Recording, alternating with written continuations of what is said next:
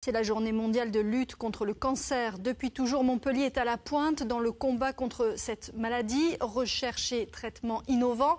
On va évoquer une nouvelle piste dans quelques instants avec notre invité, mais aussi meilleur accompagnement des patients. Illustration aujourd'hui à l'Institut du cancer, une représentation exceptionnelle des danseurs de la célèbre chorégraphe Anne-Marie Porras.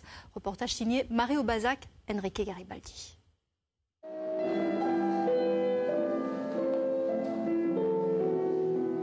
De la danse dans un hall d'hôpital, l'idée vient de cette chorégraphe. Son but, faire partager le bonheur de cet art aux personnes atteintes d'un cancer. De près ou de loin, on est tous concernés par cette maladie. Et en fait, c'est vraiment essayer de donner un petit peu des petites parcelles de bonheur comme ça, avec la musique, avec un corps qui est engagé pour donner du bien-être. Et puis si on y arrive, ce sera merveilleux. Pendant 30 minutes, le temps est suspendu.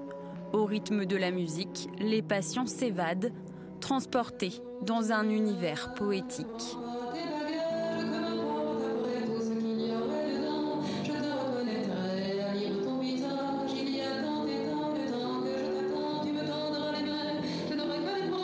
C'est original, ça sort des sentiers battus. Franchement, ils ont un bon niveau et ça m'a beaucoup plu. J'avais peur de ne pas tenir trop parce qu'il n'y a pas très longtemps que je marche.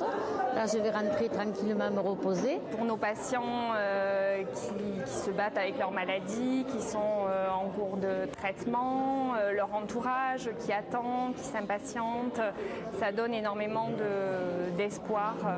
Redonner de l'espoir aux malades, un pari réussi pour la troupe de danseurs, ovationnée à la fin du spectacle. C'est la nuit au musée, ça vous dit, mais pour ça, il faut avoir moins de 26 ans ou être étudiant. Cette nocturne au musée Fabre de Montpellier s'intitule « François Xavier n'est pas couché ».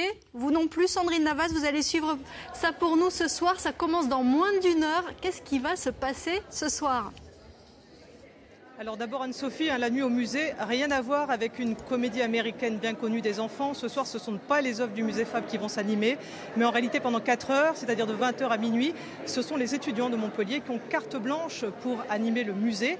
Alors il va y avoir de la danse, vous le voyez derrière moi avec une chorégraphie inspirée des danses tribales, il va y avoir de la musique, il va y avoir des visites guidées et aussi des choses plus insolites comme par exemple de la diffusion de parfums, des parfums imaginés sortis des œuvres du musée par les étudiants en chimie de l'université. Alors, vous l'avez dit, c'est une soirée parée pour les étudiants.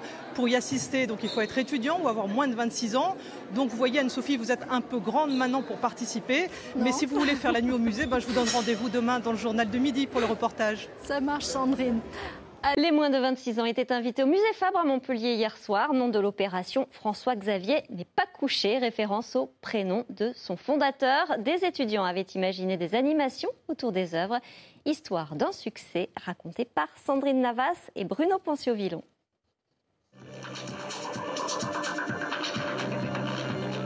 Des danseurs en transe à l'entrée du musée. Quand on donne carte blanche aux étudiants pour animer une soirée, ils savent occuper l'espace et parfois même remonter le temps.